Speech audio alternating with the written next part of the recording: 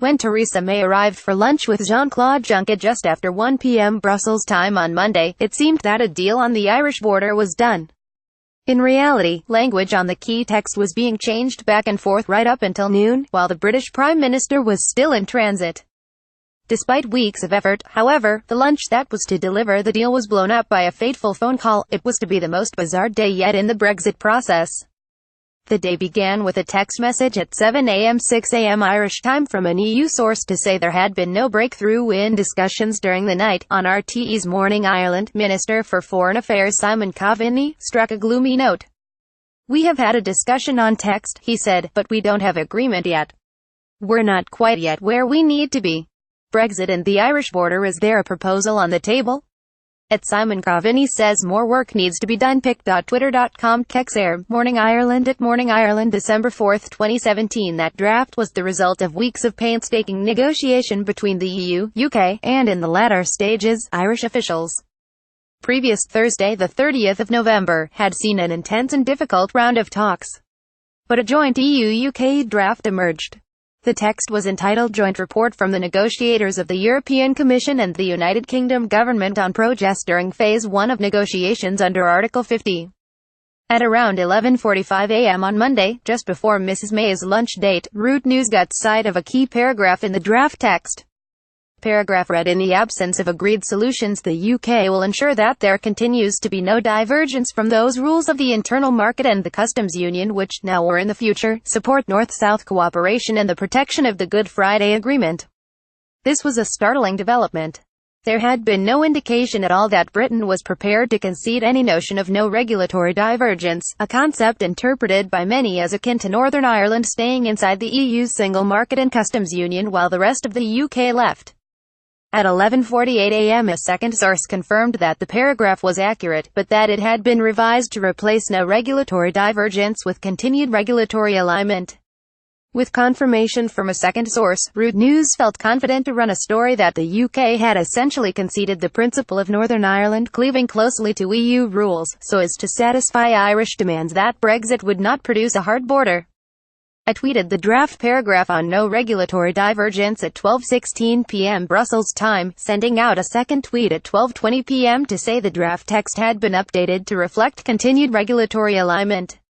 Breaking: UK will concede that there will be no regulatory divergence on the island of Ireland on the Single Market and Customs Union, ACC. To a draft text seen by Art News, Tony Connolly at Connolly to December 4, 2017. The draft text on Ireland has since been updated to include the phrase continued regulatory alignment rather than no regulatory divergence. A CC to well-placed sources, Tony Connolly at Connolly to December 4, 2017. Around the same time the Root website published the story, stressing it was a draft and that it was not yet clear if it had been accepted by both the British and Irish governments. In fact, at the moment the story was published, EU and UK officials had only just agreed the final text. While no regulatory divergence and continued regulatory alignment may appear pretty much the same thing to most people, there were vital differences of meaning and interpretation that bedeviled the process right up until the last minute. In fact, the two phrases were being inserted back and forth into the draft text that Monday morning until noon. What is now clear is that the phrase "no regulatory divergence" was in the draft since Thursday, and remained in the text right through the weekend until Monday morning. But London was clearly unhappy with it. To UK's no regulatory divergence bound Northern Ireland to not deviate from the rules of the Single Market and Customs Union. It was too tight a formulation. Continued regulatory alignment had more flexibility and more ownership. The UK would voluntarily opt back up close. On Friday night, the 1st of December, the Irish government provisionally scheduled a special cabinet meeting at 9 a.m. on Monday morning. Despite the misgivings of Irish officials in Brussels that things were still in flux, it was expected that all sides would be in a position to agree the text, with some tweaking here and there over the weekend. But the weekend dragged on. On Sunday evening a phone call was lined up between Theresa May and Leo Varadkar, but it did not materialize. That meant that when the cabinet met at 9 a.m. on Monday morning, there was still no agreed text. The cabinet meeting was a tense affair. Ministers were asked to leave their phones and iPads outside to avoid any leaks. There was a conscious acknowledgement that this was a historic moment, and concern that nothing should be done to scupper it. The meeting lasted around 2 hours. Leo Varadkar was essentially asking the cabinet to give their approval in advance for a text that had still to be finally nailed down. He made a long and detailed presentation on the talk so far, how the parameters of how to avoid a hard border had to be agreed before Ireland would accept the green light for Phase 1 of the negotiations to move into Phase 2.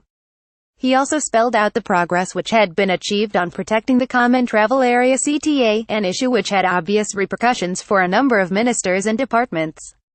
Mr. Coveney also made a presentation on where things stood. The issue went around the table. Minister for Transport Shane Ross said that Taoiseach was effectively asking the cabinet to make him plenipotentiary to agree a deal that was not yet secure. Martin Fraser, the Secretary-General, also made a strong intervention, his experience and knowledge of Northern Ireland adding a gravitas appreciated by those listening.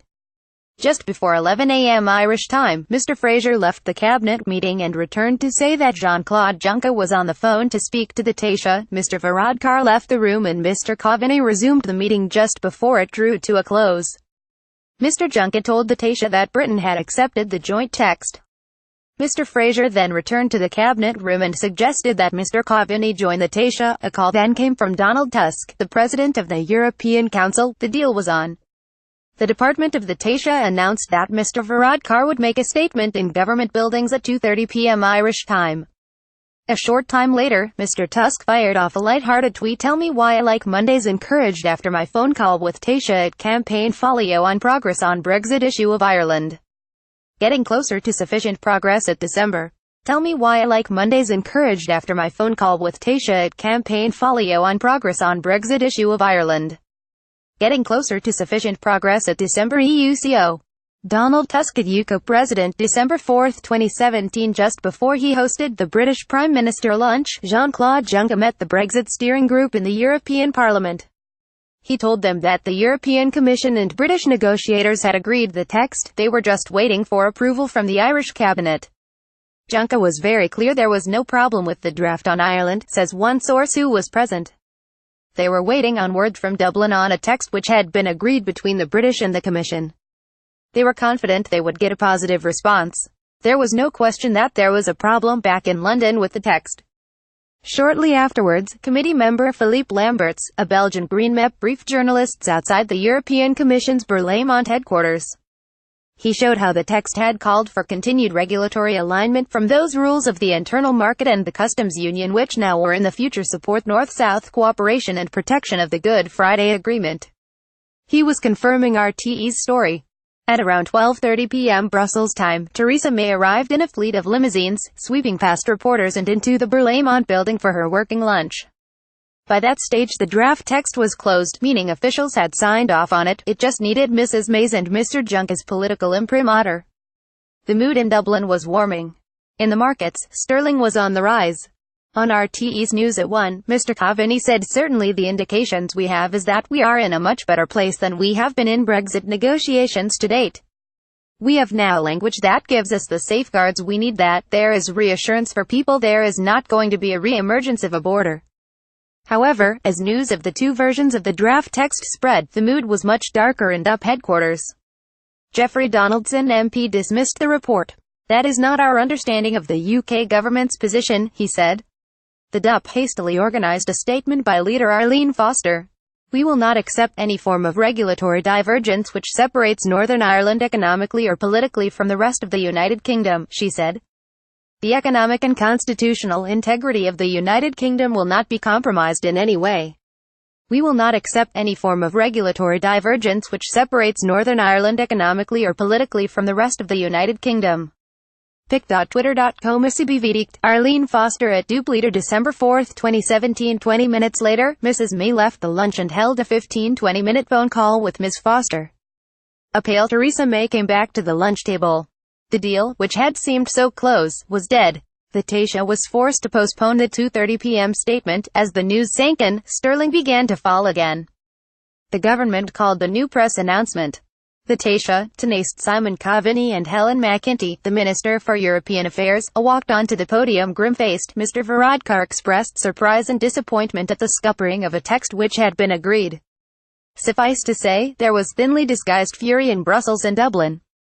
In Brussels, officials expressed bewilderment that the DUP had not been kept in the loop by Mrs May as the evolving text waxed and waned along the semantic fault line of regulatory convergence and regulatory alignment. The DUP turned its guns on the Taoiseach, suggesting that Dublin's position could force Theresa May to walk away from the negotiations. The Irish Republic would suffer far worse economically from no trade deal than the UK.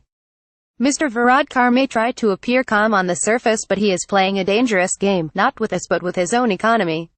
Christopher Montgomery, a former DUP Chief of Staff and a director of Friends of the Union, went on the BBC Radio 4 Today and the World at One programmes, claiming that Dublin had deliberately leaked the text and accusing this correspondent of misreporting events and causing the process to collapse.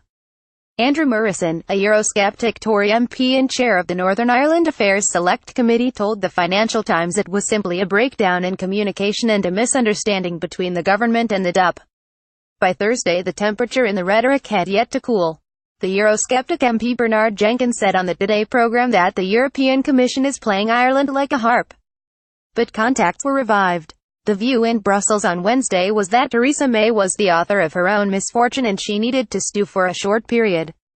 On Thursday morning, the European Commission said the definitive deadline for Mrs May to get agreement was midnight on Sunday. In Dublin, the Fine Gael view since Monday was that Ireland could not be seen to assume ownership of the crisis. This was a problem between Theresa May and the DUP. Ireland would not be offering solutions. Ministers were reminded to say nothing that might give the impression Dublin would step in to help. On Thursday morning, senior EU officials in Brussels were speculating that Mrs May would try to get a new text past the DUP before the end of the week. As the clock really was ticking, it would only take an hour or so for the Prime Minister to fly back to Brussels. It might even happen on Thursday afternoon.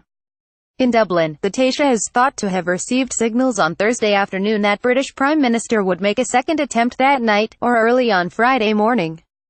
A long pre-arranged cabinet dinner had been scheduled for Thursday evening. As the dinner drew to a close, more and more calls were coming in. By the end, the cabinet felt something was in the offing.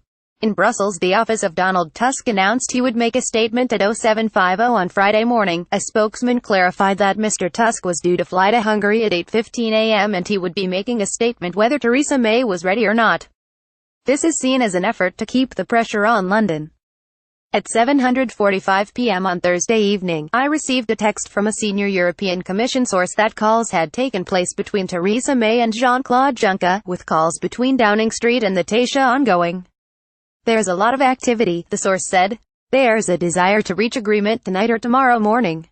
Juncker is putting all his efforts into getting a deal. Another source confirmed the activity, and that Mrs May was still working to get the DUP on board. By 10 p.m. Dublin time, the Taoiseach was aware that a deal had been done. He scheduled a press conference at 8:30 a.m. It was vital that the DUP were not able to fill a vacuum by announcing what the deal meant before the Irish government could make its response, so the Irish news conference was timed to go immediately. Shortly after the news conference was scheduled, word came that Mrs May would make a pre-dawn flight to Brussels, meeting JeanClaude Juncker at 7:30 a.m. At 3:30 a.m. on Friday, a car took the British Prime Minister and her team, including Brexit Secretary David Davis, to RAF Northolt. They were whisked over the channel to a freezing Brussels in the darkness. The Berlaymont headquarters, the British delegation was met by JeanClaude Juncker, his Chief of Staff Martin Selmayr and other officials. Upstairs on the 13th floor over croissants, juice and coffee, Theresa May, David Davis and her Sherpa, Ollie Robbins, faced across from Juncker, Michel Barnier and Selmayr. Shortly before 8 a.m., Selmayr tweeted a picture of white smoke pouring from a chimney in the Vatican. pic.twitter.com /NCR text, Martin Selmayr at Martin Selmayr December 8, 2017. A deal was done, and this time the DUP were, albeit reluctantly, and with grave reservations, on board. To the Irish government, the text that was finally agreed on Friday morning was substantially similar to what had been in Monday's text. It was quite incredible that nothing had changed during the week, says one senior Irish source. In fact, despite the drama of Monday, from the way the text had first been reported by Root News, to the DUP's reaction and Theresa May's abortive lunch, the entire episode may have even significantly improved Ireland's post-Brexit position. There was new language in the text about the East-West dimension, and about no barriers to trade between Northern Ireland and Great Britain. because the text also guaranteed that the UK would opt for alignment with the single market and customs union if other solutions did not work to avoid a hard border. It meant that the UK as a whole would have to opt for high alignment with the EU regulatory system. That would not only remove a hard border, it would also improve the prospects of a favourable trade deal that would safeguard the huge volumes of trade between Ireland and the UK. If anything, that additional text was helpful from a Republic of Ireland point of view, says the source. While it might park the issue for the moment, it significantly revives the chance that the single market and customs union is going to come back into play for the Brits, because in relation to the East-West relationship, they're going beyond just regulatory alignment on the island of Ireland. It's going to be East-West as well.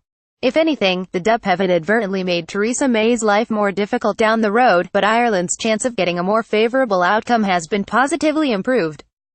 Part 2 of Tony Connolly's article, Brexit and the Irish Border: How the Deal Was Salvaged, will be available tomorrow morning.